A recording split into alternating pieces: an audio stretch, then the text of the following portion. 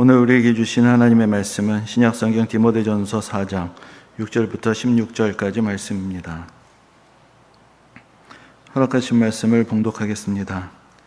내가 이것으로 형제를 깨우치면 그리스도 예수의 좋은 일꾼이 되어 믿음의 말씀과 내가 따르는 좋은 교훈으로 양육을 받으리라. 망령되고 허탄한 신화를 버리고 경건에 이르도록 내 자신을 연단하라. 육체의 연단은 약간의 유익이 있으나 경건은 범사에 유익하니 금생과 내생에 약속이 있느니라. 미쁘다 이 말이여 모든 사람들이 받을만 하도다. 이를 위하여 우리가 수고하고 힘쓰는 것은 우리 소망을 살아계신 하나님께 둠이니 곧 모든 사람 특히 믿는 자들의 구주시라. 너는 이것들을 명하고 가르치라. 누구든지 내 연소함을 없이 여기지 못하게 하고 오직 말과 행실과 사랑과 믿음과 정절에 있어서 믿는 자에게 본이 되어 내가 이를 때까지 읽는 것과 권하는 것과 가르치는 것에 전념하라. 내 속에 있는 은사하고 장로의 회에서 안수받을 때 예언을 통하여 받은 것을 가볍게 여기지 말며 이 모든 일에 전심전력하여 너의 성숙함을 모든 사람에게 나타나게 하라. 내가 내 자신과 가르침을 살펴 이 일을 계속하라. 이것을 행함으로 내 자신과 내게 듣는 자를 구원하리라. 아멘. 지난 주간에 여의도 순복음교회 원로 목사이신 조윤기 목사님이 소천하셨다라는 소식을 듣게 되었습니다. 예전에는 방송으로 라디오 방송이었죠. 대부분 조윤기 목사님 설교를 자주 접할 수가 있었고 또 나는 할렐루야 아줌마였다라는 책이 또 베스트셀러여서 또 그 책을 또 읽으면서 또 많은 은혜를 받았던 적도 있었습니다.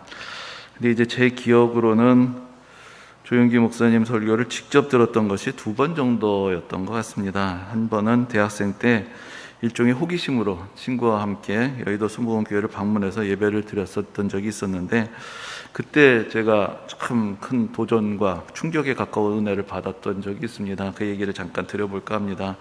아마도 그때 한 11시 예배쯤 맞춰서 이제 예배를 드리러 갔던 것 같은데 좀 일찍 가야 본당에 들어갈 수 있겠다 이제 그렇게 생각을 해서 상당히 여유 있게 도착을 했습니다. 근데 거기서 참 놀라운 광경을 보게 되었습니다. 아직 앞 시간에 예배가 끝나기 전이었습니다. 그런데 이미 그 교회 앞마당에 사람들이 가득했습니다. 근데 이제 예배 나온 사람들이 나갈 수 있도록 통로를 확보를 해놓고 이렇게 바리케이트를 쭉 쳐놨었습니다. 그래서 이제 그 사람들이 다 그 뒤에 줄을 서 있었는데 이제 예배가 끝날 때쯤이 되니까 그 예배 안내하시는 분이 확성기를 들고 나오셔서 대략 이런 이야기를 하십니다. 여러분 예배를 다 드리고 나가시는 분들이 다 나가실 때까지 그 자리에 그대로 계셔야 됩니다. 그리고 예배를 드리고 나가시는 분들이 다 나가시고 앞에 있는 바리케이트를 치울 때까지도 여러분들이 그대로 계셔야 됩니다. 그리고 나서 제가 여러분 이제 들어가십시오 라고 말씀을 드리면 그때 들어가셔야 됩니다. 하나님은 질서의 하나님이십니다. 그러니까 그렇게 이야기를 하시는 거예요. 왜 저렇게 이야기를 하나 했는데 이제 예배가 끝났습니다. 안에서 예배드리던 분들이 다 나갔습니다. 사람들이 그대로 서 있습니다. 그리고 앞에 바리케이트 쳐놨던 것을 다 치웠습니다. 그리고 나서 이제 아까 말씀하셨던 분이 나오셔서 다시 확성기를 들고 자 이제 들어가십시오. 그 얘기가 나오자마자 기다리던 사람들이 다 뛰는 겁니다. 다 뛰어가지고 조금이라도 앞자리 가서 앉으려고 막 뛰는데 저희는 이제 구경하러 갔다가 뭐 남들이 다 뛰니까 안 되겠다 해가지고 같이 뛴 거죠. 그래서 막 뛰어가지고 들어갔는데 뛰어서 들어가서 앞자리부터 사람들이 쫙 앉으면서 순식간에 본당이 다 차는데 그러면서 사람들이 앉자마자 바로 통성기도를 시작을 하는 겁니다.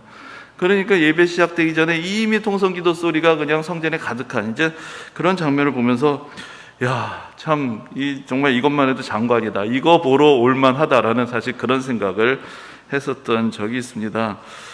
그래서 뭐 저도 나름은 그때 참 신앙이 또 좋고 뜨거울 때라고 생각을 했는데 이거는 레벨이 다르구나 라는 그런 생각을 했었던 적이 있습니다. 근데 어떤 면에서 보면은 뭐 특히 초창기에 이제 그 순복음교회가 장로교회에 대해서 뭐 신앙에 대해서 좀 뭐 비판하기도 하고 별로 이제 안 좋은 관계가 있었던 정도 있었지만 어떤 면에서 그 열정이란 면에서는 또 그것이 한 큰 도전이 되어서 또 일종의 선의의 경쟁이 일어나게 되지 않았나라는 생각도 해봅니다. 장로교인들이 방언도 못한다, 하도 미지근하다 그런 얘기를 들으니까 우리도 뜨겁다고. 그래서 장로교회 안에서도 뭐 부흥회도 더 많이 하고 뭐 그러면서 일종의 어떤 경쟁적인 어떤 신앙의 열정을 발휘하던 때가 아니었나 이제 그런 생각도 해보게 되는 것입니다. 그런데 이제 조윤기 목사님의 소천 소식을 들으면서 먼저 떠오른 것은 이제 정말로 한 세대가 저무는 것이구나라는 그런 생각이었습니다. 아마도 후대 교회사가들이 말할 때 지난 한 몇십 년의 시기는 한국교회의 전성기라고 부르지 않겠는가. 근데 이제 그 전성기가 이제는 완전히 저물어 버리는 그런 시점에 우리가 서 있는 것은 아닌가라는 그런 생각을 해보게 되었습니다. 과거의 한국교회를 특징지었던 열정, 성장, 부흥 이런 이야기들을 이제는 쉽게 찾아볼 수가 없습니다. 한 시대를 되돌아보면서 우리는 그때 주역의 역할을 했던 사람들에게서 공과 과를 또 이야기할 수 있을 것입니다. 그런 평가들도 필요할 것입니다. 그러나 또 어떤 면에서 생각해 보면 신앙적으로는 이 모든 것도 다 하나님께서 그 시대에 허락한 것이었습니다. 허락하신 것이었습니다. 그리고 이제 우리는 또 다른 시대를 맞이하고 또 다른 시대 안에서 살아가고 있습니다. 앞선 시대를 그리워할 수도 있고 비판할 수도 있습니다. 그러나 우리는 또한 우리 시대의 과제를 통해서 역사에 기여하는 것이고 또 우리의 믿음의 길을 이어가게 되는 것입니다. 한국교회 위기 같은 주제는 이제는 너무나 식상한 이야기가 되었고 어떤 면에서 그 밑도 끝도 없는 비판 이야기 같은 것은 사실 이제는 별로 하고 싶지도 않고 듣고 싶지도 않습니다. 우리의 관심은 그러면 어떻게 할 것인가? 구체적으로 나는 우리 교회는 변화된 상황, 변화된 시대 속에서 어떻게 앞선 세대의 선한 영향력을 이어받고 허물을 극복하면서 믿음의 성장을 이루고 하나님 나라를 위해서 헌신할 것인가? 그 과제에 있어야 하는 것 아니겠습니까? 오늘 본문의 말씀은 일반적으로 우리가 목회서신이라고 분류하는 디모데전서의 말씀입니다. 디모데전서는 사도 바울이 자신이 사랑하던 제자였던 디모데에게 보냈던 두 편의 서신 중에 하나입니다. 이와 같은 서신들이 오늘날 입장에서 생각을 해보면 당시로서는 일종의 비대면의 교육수단이었다. 비대면으로 서로 교제하는 매체였다라고도 할 수가 있겠습니다. 직접 갈 수 없는 상황에서 또 직접 모든 것을 다 갈 수가 없기 때문에 그 당시로서는 서신을 통해서 교제하고 또 권면하고 가르쳤던 것이죠. 물론 서신이 오늘날의 그런 어떤 영상과는 달리 실시간이 아니고 또 오가는데 상당한 시간이 걸리는 것이긴 하지만 그러나 물리적인 거리를 넘어서 또 대면적인 만남이 없어도 생각을 교환하고 교제를 이어갈 수 있는 그런 수단이 되었습니다. 그리고 또 서신이란 것이 회람이 가능하고 또 필사가 가능한 것이기 때문에 한 통의 서신이 여러 통으로 또한 또 복사가 되고 그래서 많은 사람들에게 돌려 읽게 되고 그러면서 원래 의도했던 사람들보다 더 많은 사람들이 또 같이 말씀을 듣고 나눌 수 있는 그런 전파력이 있는 수단이 또 되었던 것도 생각해 볼 수 있겠습니다. 또 어떤 면에서 시간을 넘어서 전달되는 측면을 생각해 본다면 오늘날 소위 유튜브 같은 거 1억 뷰가 넘는 그런 영상들도 있습니다. 그럼 과연 그 영상을 2000년 후에 사람들이 볼 수 있을 것인가?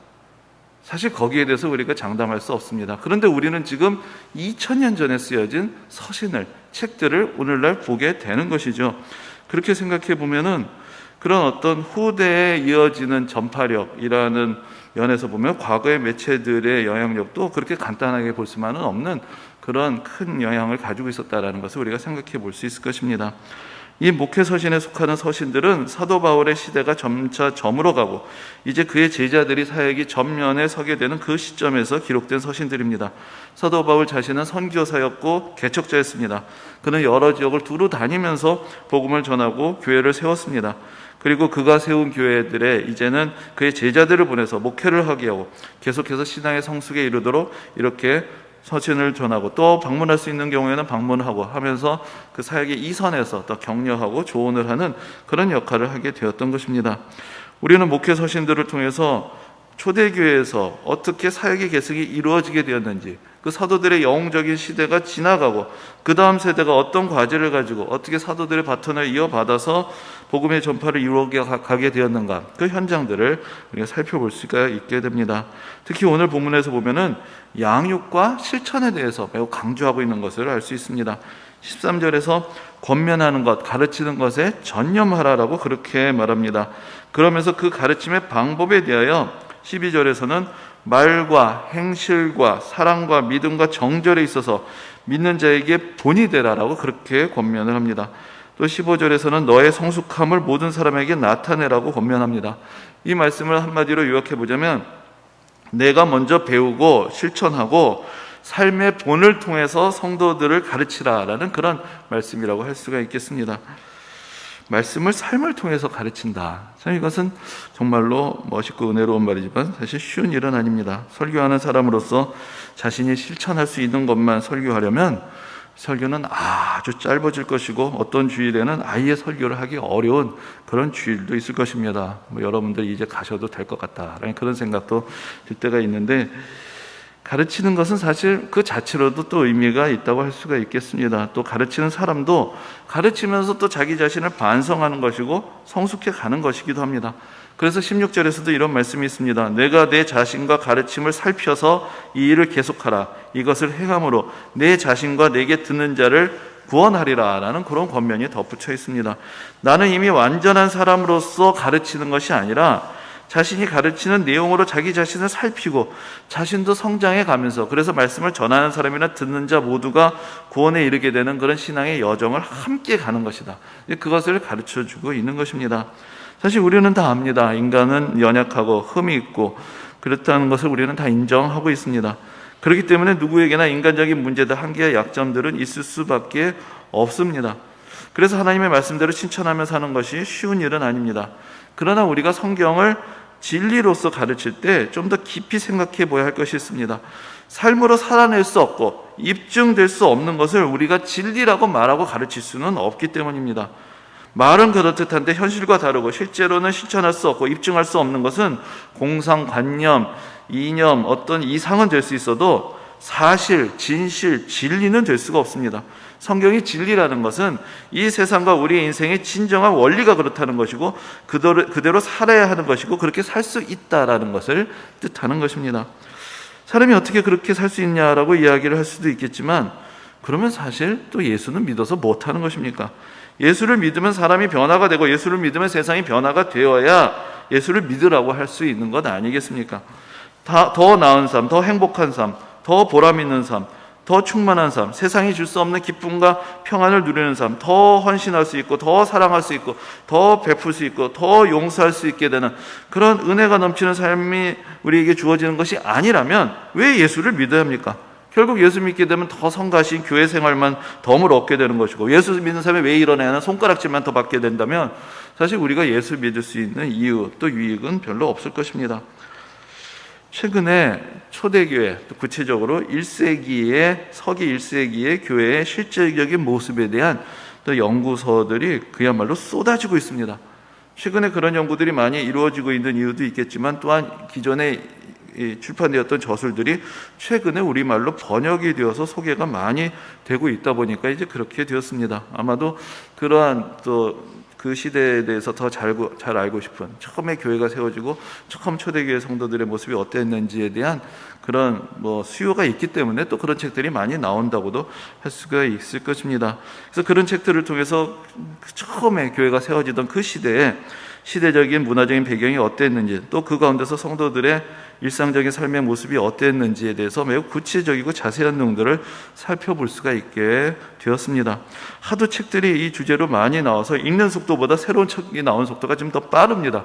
그래서 저도 한 권, 두 권 모으다 보니까 벌써 이 주제로면 10권이 넘는 책이 되었는데, 이거 다 읽기도 전에 새로운 책이 나오는 바람에 사실 아직 다 소화를 못 시키고 있습니다. 그래서 언제 시간이 되면 이런 내용들을 좀 쭉 정리를 해서 좀 더 자세하게 성도님들과 함께 읽고 나누는 시간을 가져보면 좋겠다라는 그런 생각도 하게 됩니다. 그런데 지금까지 제가 읽은 내용을 한마디로 요약을 해서 정리를 해보자면 이것입니다. 초대교회 성도들의 삶의 가장 의미 있는 특징은 정말로 배운 대로 살았다라는 것입니다. 물론 초대교회 성도들이 다 순교자였던 것도 아니고 그 가운데 신앙을 저버린 사람도 있었고 이단적인 사상에 빠진 사람들도 있었습니다. 모든 사람들의 신앙이 다 한결같지 않았고 그 가운데 문제들도 있었고 분열과 다툼도 있었습니다.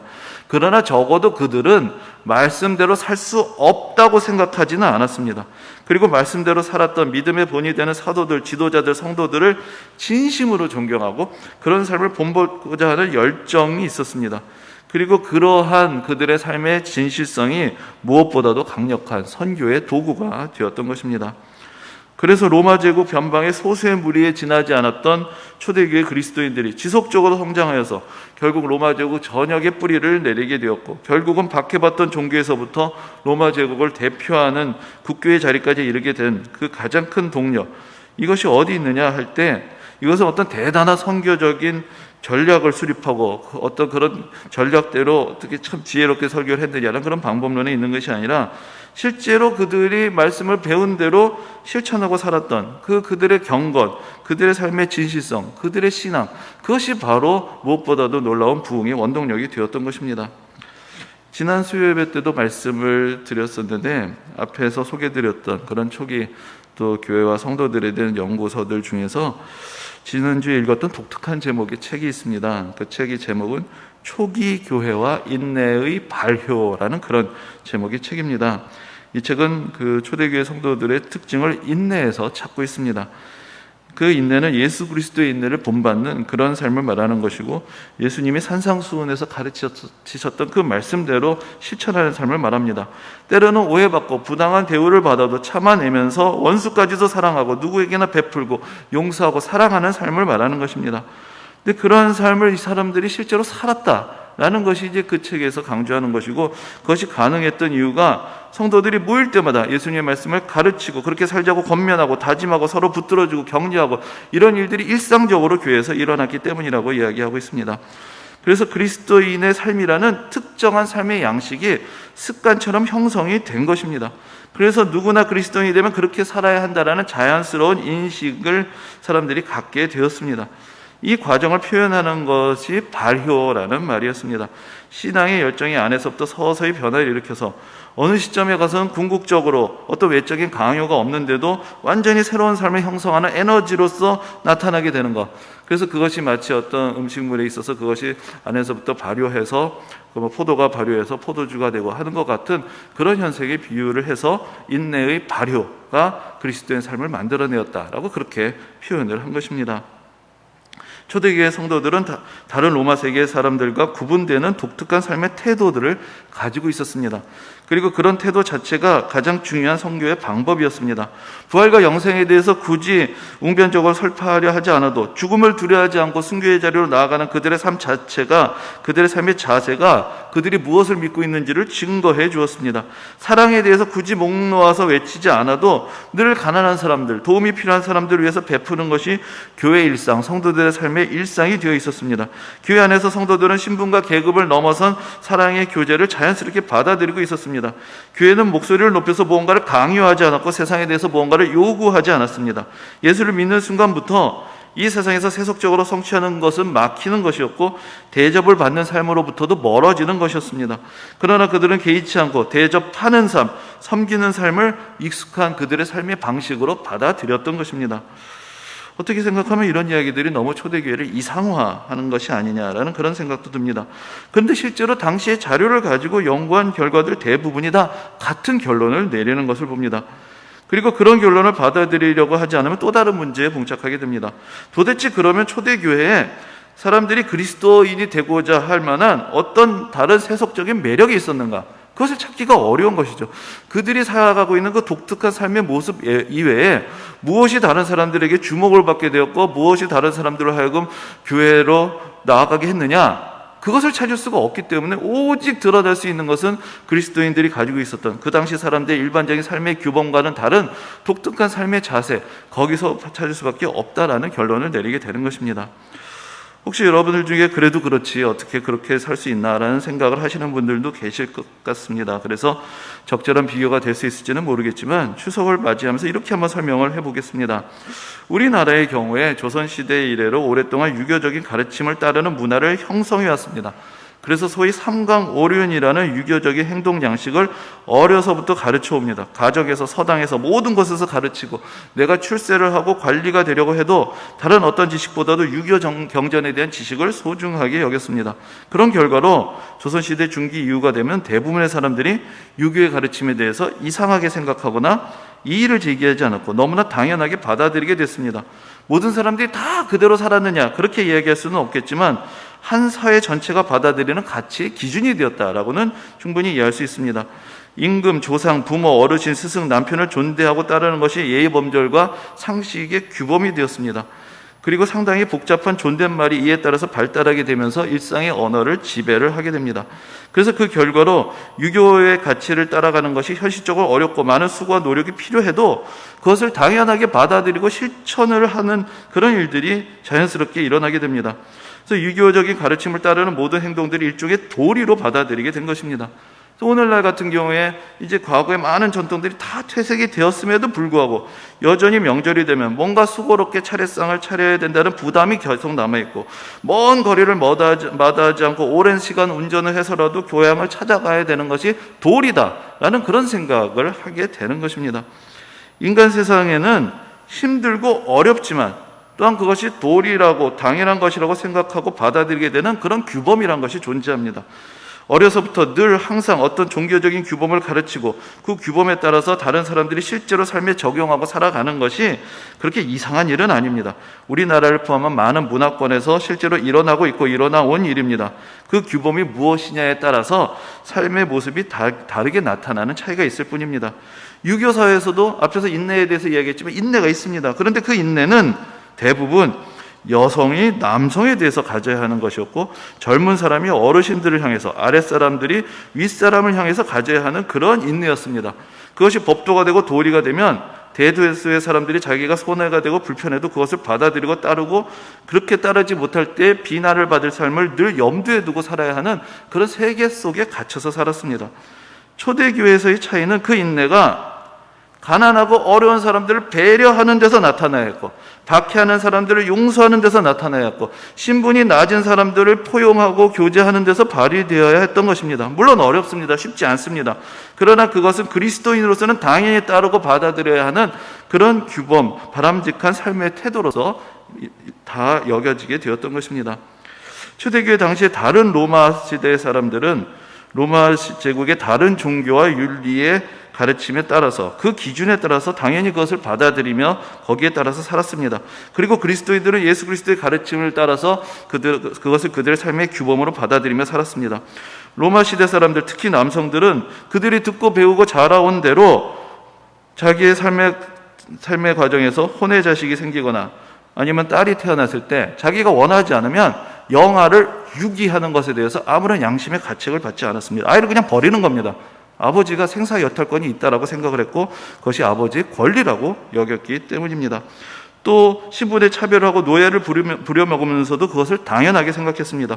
검투사들에게 칼을 쥐어주고 서로의 목숨을 걸고 피해 결투를 하는 것을 보면서 즐거워했습니다. 그것이 악한 것이라고 생각하지 않았습니다. 그러나 똑같은 시대에 똑같은 그 문화 가운데서 살아가면서도 그리스도인들은 다른 삶의 가치관을 가지고 있었습니다. 그리스도인들은 혼인과 출산을 소중하게 여겼고, 노예를 형제로 대하는 것을 당연하게 여겼고, 자기의 생명을 희생하는 한이 있어도 다른 사람들의 생명을 존중하는 것을 삶의 원리로 당연하게 받아들이면서 살았습니다. 앞으로 우리나라 교회에 가장 큰 과제가 있다면 무엇일까? 그것은 성경 말씀대로 예수님의 가르침대로 살아가는 것을 당연시하는 그런 가치관, 그런 규범의 체계를 내적으로 형성을 하는 것이라고 생각을 합니다. 초대교회 성도들의 인내에 대해서 우리가 생각해 볼 때 오늘날 교회가 과연 그 인내와 겸손의 정신을 가지고 있는가? 아니면 그 초대교회 성도들이 가졌던 그 인내와 겸손과 섬김의 정신을 잃어버리고 교회가 점점 더 시끄러운 것이 되어가는 것은 아닌가? 그런 생각을 해보게 됩니다. 교회 안에서나 세상을 향해서나 너무 자기 주장이 강하고 손해보는 것은 전혀 견디지를 못하고 있는 것은 아닌가 하는 염려가 있습니다. 그런 자세와 태도를 어디서 배운 것인가? 그것은 성경에서 나온 것인가? 예수 그리스도의 가르침과 모범에서 나온 것인가? 우리가 우리 세상에서 배운 가치관을 당연하게 여기기 때문에 나오고 있는 태도는 아닌가? 우리가 스스로 점검해 보아야 할 것입니다. 저는 종종 아직도 우리나라의 여러 교회들에서 보여지는 실제적인 모습에서 과연 교회가 예수님의 말씀을 따르는 곳인지 아니면 여전히 공자님의 말씀을 따르는 곳인지 헛갈릴 때가 있습니다. 세상에서 출세한 사람들이 교회 안에서 목소리를 높인다든지, 남성들이 여성보다 존중을 받는다든지, 직분이 무슨 신분이나 벼슬처럼 여겨진다든지, 젊은 사람들의 의견이나 관심이 외면을 당한다든지, 그런 교회는 십자가를 세워놓아도 사실은 예수님의 가르침보다는 공자님의 가르침을 더 많이 따르고 있는 그런 가치관에 있는 교회가 아닌가라는 생각을 해보게 되는 것입니다. 오늘 주보 내지의 신약 성경에서 가르침과 관계된 구절들을 한번 정리를 해보았습니다. 예수님의 사역이 있어서나 사도들의 사역이 있어서 가르침은 매우 중요한 비중을 차지했습니다. 그런데 무엇을 가르치고 어떻게 가르치고 무엇을 배우고 어떻게 실천을 했다는 것일까요? 교회 안에서 이루어지는 양육이라는 것, 배움이라는 것은 성경에 대한 지식을 배우는 데 그치는 것이 아니었습니다. 결국은 예수 그리스도를 본받는 것이고 예수님이 가르치신 산상수훈을 배우고 실천하는 것이고 사도 바울이 권면하는 것처럼 예수 그리스도의 마음을 품는 것이고 우리가 전에도 암송했던 것처럼 성령의 9가지 열매를 하나하나 기억하고 적용하고 실천하며 살아가는 것, 그것이 교회 현장에서 일어났던 배움의 자리고 양육의 현장이었던 것입니다. 우리는 어떤 기준과 규범을 가지고 우리 자신을 판단하고 다른 사람들의 삶을 평가하고 있습니까? 그것은 어떤 근거에서 나온 것이고 얼마나 정당한 것입니까? 우리가 예수님의 가르침을 따르고 하나님 나라의 가치를 따라 살아가게 되기까지, 하나님의 말씀이 우리의 삶에 자연스러운 가치관이 되고 규범이 되기까지는 시간은 더 많이 걸릴지도 모릅니다. 그러나 우리가 하나님의 은혜 가운데 거한다면, 그래서 우리가 언제나 어디서나 모일 때나 흩어져 있을 때나 늘 하나님의 말씀대로 예수 그리스도의 모범 가르침대로 읽고 배우고 권면하고 가르치기를 그치지 않는다면 언젠가는 그야말로 이 모든 가르침들이 우리의 삶 속에서 발효하여서 우리 삶을 변화시키고 또 우리를 통해서 이 세상에 선한 영향력을 미치게 될 것입니다. 이 은혜가 모든 성도님들 가운데 함께 하시기를 주님의 이름으로 축원합니다.